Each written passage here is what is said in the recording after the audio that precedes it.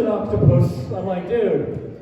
Anyway, we'll complain for you guys. Come up to the stage. This next gentleman, very funny guy. Please raise your expectations to the roof for Uncle Budsy, everybody. Uncle Budsy.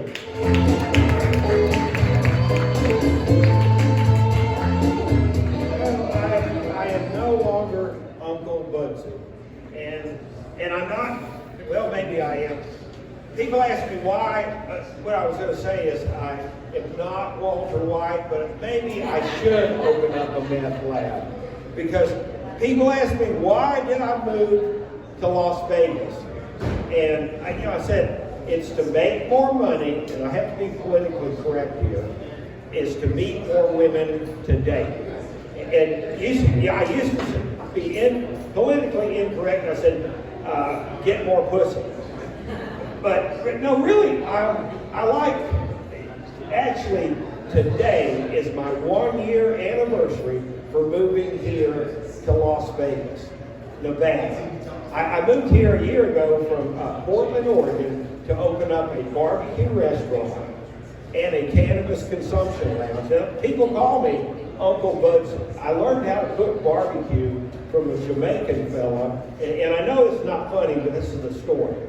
And I moved here, I learned how to cook barbecue from this Jamaican fella.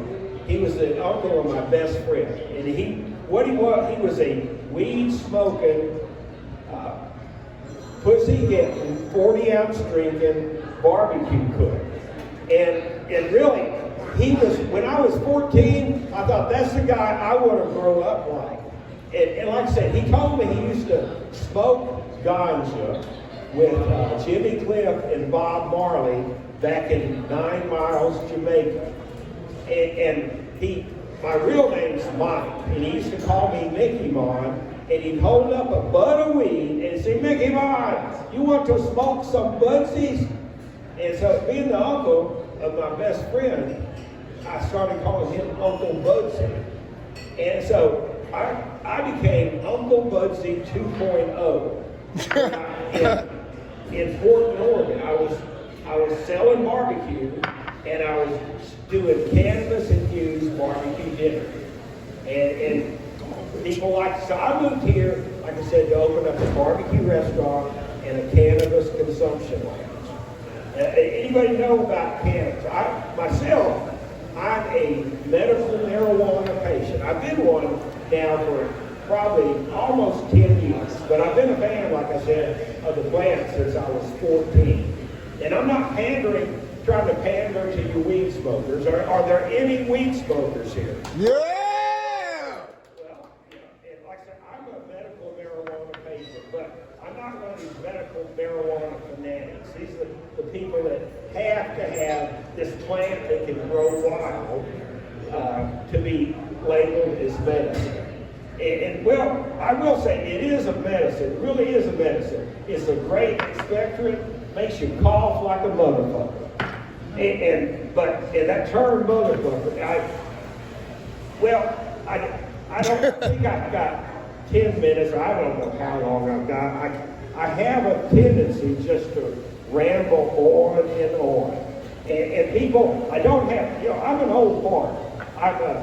I'm a short, old, bald-headed white guy. Talk about the bitches. And people say, what is it about these old, short, bald-headed white guys that women can't seem to get enough of? It's money.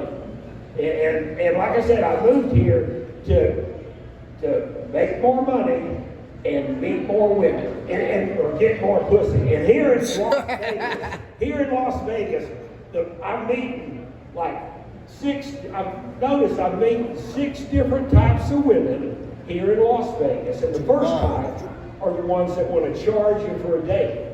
Like I said, that's the thing. In Las Vegas, and this is not, I'm not talking about any present company. But my barbecue restaurant is down by the Fremont area, and I have been by Boulder Highway, but what I will tell you is somebody was talking about marriage and divorce, and if you consider, say, bigamy and common law, because I moved here I moved to Portland from Texas, and in Texas, you're considered married if you live together for 30 days and you're having sex. So I've been married and divorced 6 times now. Like I said, if you count bigamy and common law marriage. But one of my ex-wives, she wanted to claim that we were married when I was living with this other one, because they couldn't handle me all the time. Women can probably put up with me for about 3, maybe 4 days. And then, like I said, I don't have dementia, I don't have Alzheimer's, I have tormentia. I torment everyone around me.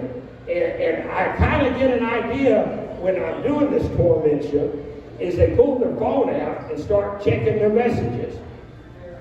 Well, see, I told you, it's a good thing that us humans, I am part human, but it's a good thing that us humans can't really read other people's minds. We don't have telepathy, because, I mean, if I could read everyone's mind here, no, I'm not going to kill myself. But I will tell you, I told you there's 6 types of women I'm meeting here in Las Vegas. But the second one, they're usually from out of town. So is everyone here a local? Woo! Yeah. Yeah, and I was going to tell you about our restaurant, our barbecue restaurant we have. And it's downtown. But I'm going back to the second type of women I meet. These are women from out of town. And they're here for, maybe here for a bachelorette party or convention. They're looking for some strange, actually. And they're in a committed relationship back in Iowa or Montana, wherever they're from. and they're, like I said, they're just, well, these are women that, like I said, they're in a committed relationship. And I've been known to participate in this particular arena a time and truth. So, but the third types of women I'm meeting, I'm going on a lot of first dates these days. And things are going great in the day. We're having, maybe a couple of drinks, maybe smoke some weed. I only am a medical marijuana patient now. I don't do any meth. I don't do any of these other things. But I am a medical marijuana patient. But so we're having some drinks. Conversation's going great. And I'm actually, things are going great. They're laughing at my jokes. They're thinking I'm funny. And invariably, this conversation gets over to the subject of monogamy.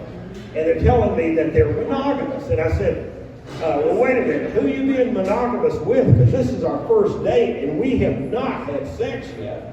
And they said, oh, I haven't had sex for 3, 4, 5 years.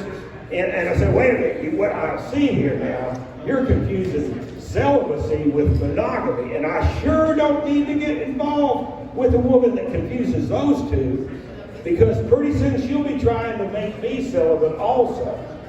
And I tell you, I've never wanted to be celibate, except maybe the 47 months I spent in the Texas prison system. And there's a place that you want. I've never been very successful, nor wanted to be, except those 47 months. And when, I don't like to talk about, yes I do. I do like to talk, and I like to tell my stories. And I know they're not all funny, but life is funny to me. But the first day when I was out on the prison yard, this volleyball comes rolling to me, and of course I kick it up, and the volleyball arches up, goes right up on the razor. Volleyball game's over. And here comes old Rubio. He said, hey, what's up? And I said, what's up with you, S.A.? And he tells me, we got to talking. He asked me, what are you in here for? And I said, I'm stupid, didn't have enough money. What are you in here for? He starts to tell, what I thought he was going to tell me about some kind of carjacking or some kind of Mexican mafia gang stuff. And he starts telling me about the most elaborate white boy scam I ever heard, and I was impressed. But Rubio, he ended up following me the whole time. He ended up running all the doors in the last place I was at. So I will tell you, and I have to get off right now, but I will tell you, I would not recommend going to prison as a life experience. I am Budsy, and I didn't get a chance to tell you why I'm not Uncle Budsy. So I'm going to take freelance at this, because in the black community, the uncle is the cool guy. But what I noticed is when I told people that I was Uncle Budsy, particularly these white millennial females, it kind of creeped them out, because I reminded them of their creepy uncle that molested them when they were 11. I'm Budsy, and I'm also Dr. Budsy. Y'all have a good evening.